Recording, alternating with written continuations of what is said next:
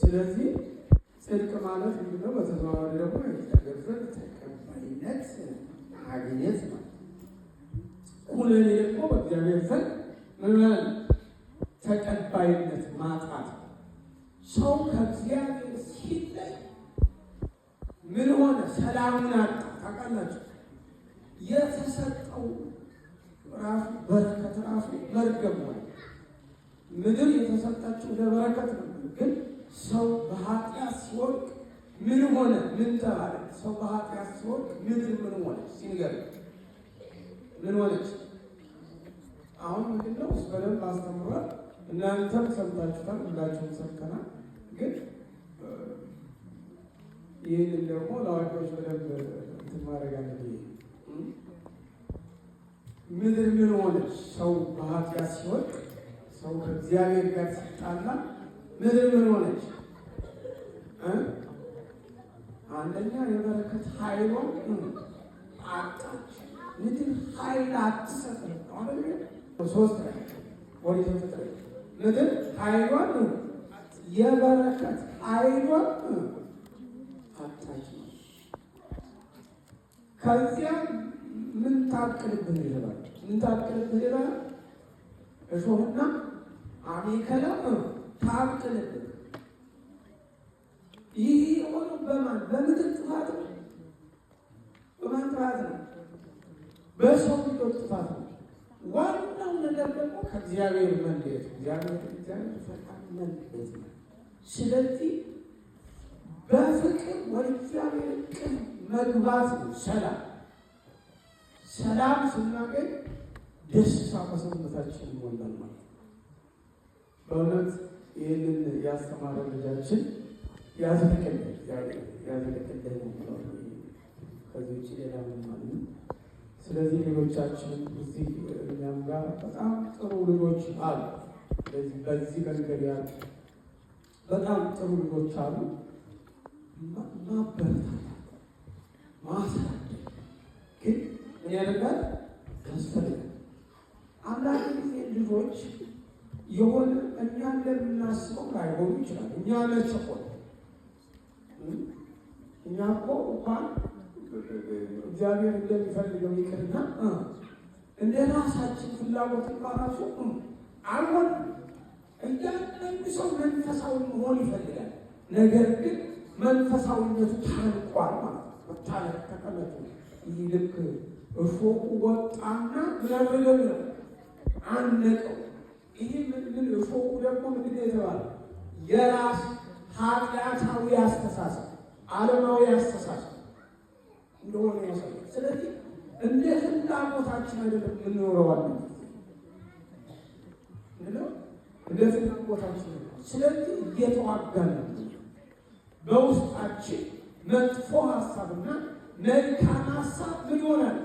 ሁልጊዜ እየተዋጋ ለመጸለይ ስንቆም የሚዋጋን ኃይል አለ።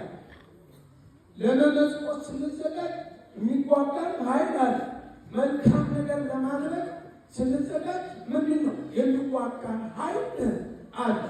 ነገር ግን ራሳችንን አሳልፈን ለመስጠት ራሳችንን ካዘጋጀን ቀስ እያልን ምን እያደረግን እያሸነፍነው እንመጣለን። ስለዚህ በዛሬው ቀን የቅዱስ ጊዮርጊስን በዓል ስናከብር ይሉኛል። ቅዱስ ጊዮርጊስ እኮ ወደ ፋርስ የሄደበት ዋናው ዓላማው ለምን ሲገል የተጋድሎ መጀመሪያ የሆነው ምንድን ይባላል? የተጋድሎ መጀመሪያ እንዴት ነው የጀመረው? ገድሉን ታነባላችሁ፣ ሰምታችኋል፣ ታሪኩን ታውቁታላችሁ። የተጋድሎ መጀመር ምክንያት የሆነው ምንድን ነው?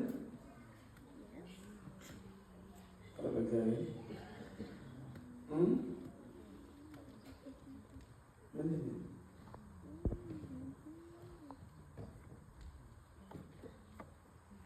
ስጋዊ ደስታ ፍለጋ ማለት ነው።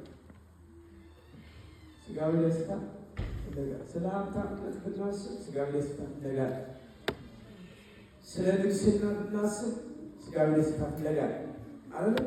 ስለ ገዥነት ብናስብ በአጠቃላይ በልብስ ለዝና ለማንኛውም ነገር ብናስብ ብለው ስጋዊ ደስታ ፍለጋ። ስለዚህ ቅዱስ ጊዮርጊስ ስጋዊ ደስታ ፍለጋ ሄዶ ይህን ተወውና መንፈሳዊ ደስታውን ጀመረ ማለት። ስለዚህ ቅዱስ ጊዮርጊስ በፍልስጤም የፍልስጤም ሀገረ ገዢ የነበረ የእሱ ልጅ አባቱ ሲሞት የአባቱን ሹመት ለማለት ለመቀበል ፋርስ ሲሄድ ግን በክርስቲያኖች ላይ ምን ታውጇል? ምንነታው ሞት ክርስቲያን የተባለ ሁሉ እንዲሞት አዋጅ ወጥቶ አገኘ። መጀመሪያ አዋጁ ምን አደረገ? ቀደለ ሲያይ ማለት ነው። እዚያ በኋላ ምን አደረገ? የክርስቲያኖች መከራ በራሱ ላይ ተሸከመ ማለት ነው። ለስንት ዓመት ነው የተጋደለው? ለስንት ዓመት? ለስንት ዓመት ነው? ለ7 ዓመት። በስንት ዓመቱ ጀምሮ? በ20 ዓመቱ ጀምሮ። ኢዮስያስ ስንት ዓመት ነው? ስንት ዓመት ነው? 25 ማን ነው? አንድ ዓመት ነው። 20 ዓመት ነው።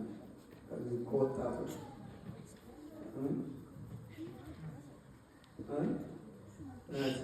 ስንት ዓመት ነው?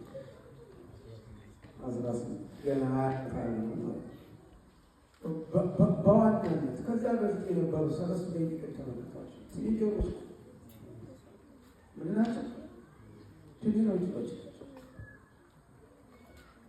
አብዛኛው እዚህ መጽሐፍ ቅዱስ ላይ ያሉት ቅዱሳን በሙሉ ከትንንነታቸው ጀምሮ በወጣትነታቸው ምን ይሄ መጽሐፍ ቅዱስ ላይ ነው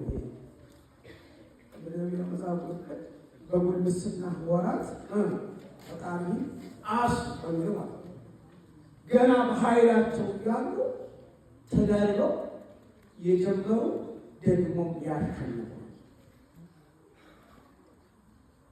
ስለዚህ በዋናነት ስራ መስራት የሚባል በኢትዮጵያ አባባል እንኳን ወጣት ምንድን ነው ይባላል? የነብር ጣት ይባላል። ወጣት የነብር ጣት ሲባል ምን ማለት ነው? ቁጡ ማለት አይደለም። ጉልበት ያለው ለዚያ ደግሞ የሚፈልገውን ነገር ለማድረግ ምን ያህል ቁጣነት ያለው መወሰን የሚችል በራሱ የሚተማመን ማለት ነው።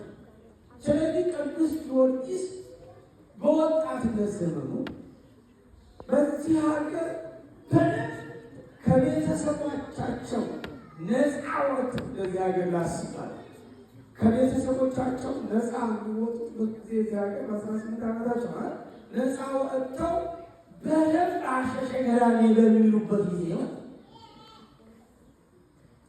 ነው ቅዱስ ጊዮርጊስ ምንድነው ተጋድሎ የፈጸመ። ስንት ጊዜ ሞተ? ስንት ጊዜ? 3 ጊዜ ሞቶ እየተነሳ መከራው አልበቃ ብሎ ሞቶ እየተነሳ መከራ ተቀብሎ እነዚህን የዱልያኖስና ከእሱ ጋር የነበሩት 70 ናቸው። በአጠቃላይ ሹማምንቱ በአጠቃላይ እነሱ ድል ነስቶ በመጨረሻ ወደ እግዚአብሔር ጸልዮ እሳት ከሰማይ ወርዶ አጥፍቷቸው በዛሬ ቀን ቅዱስ ጊዮርጊስ በሰይፍ የተሰየፈበት ቀን ነው። ድል ያደረገበት ቀን ነው። በሕይወቱን መስዋዕት አድርጎ ዘለዓለማዊ ሰላምና ደስታ ምን ያለበት የተጎናጸፈበት ቀን ነው። ማሰብ ያስፈልጋል። ስለዚህ ለልጆቻችሁ ይህንን በደንብ አስተምሩ። እዚህ ቤተክርስቲያን የምናደርገው ምንድነው? መቀስቀስ ታውቃላችሁ? ምንድነው? ማነሳሳት ምንድነው ይባላል? ማነሳሳት እነሱ እንዴት እንደምትነግሯቸው ሐዋርያ ይህንን እያለ የሚያነሳው ያንትን ያለ እሳት እንደሚያቀጣጥል በአንተ ያለውን ጸጋ እጄን በመጨመር አነሳሳው ነው።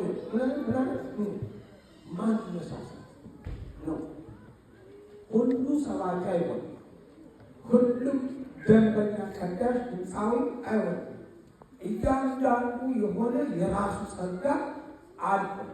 ነገር ግን እየኮተኮትን ስናሳድጋቸው ልጆቻችን ወደምንፈልገው ደረጃ ማድረስ እንችላለን።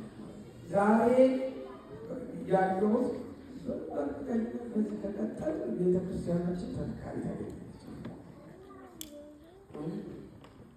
ትንሽ ግን አለ ጊዜ ትንሽ ተስፋ የሚያስቆርጠኝ ነገር አብዛኞቹ ልጆቻችን መዘመር ብቻ እንጂ ወደዚህ ወደ ሃይማኖታዊ ጥልቀት አይደለም።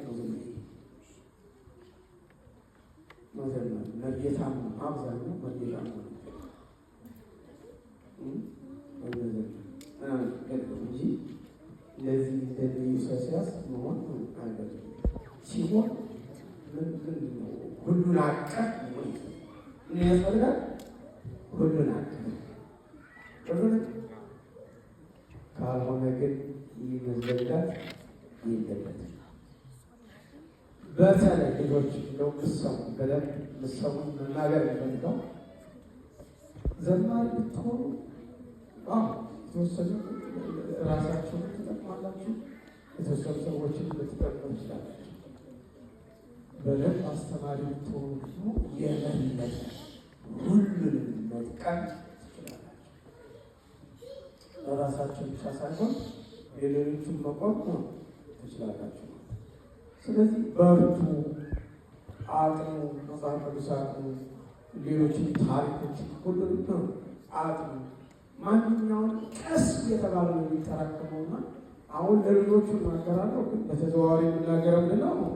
ለወላጆች አብራችሁ ከልጆቻችሁ ጋር መጽሐፍ ቅዱስ የምታነቡበት፣ ሌሎቹ ታሪኮች የምታነቡበት፣ ዝማሬ የምትዘምሩበት፣ በአጠቃላይ ሁሉን አብሮ የምታጠኑበት ጊዜ ቢኖራችሁ ምናልባት በቀን ስንት ጊዜ ሊበቃቸው? በቀን 10 ደቂቃ ይጠፋል። በቀን ያምባል ነው 5 ደቂቃ እንደው እያንዳንዱ ሰው 5 ደቂቃ ያጣል።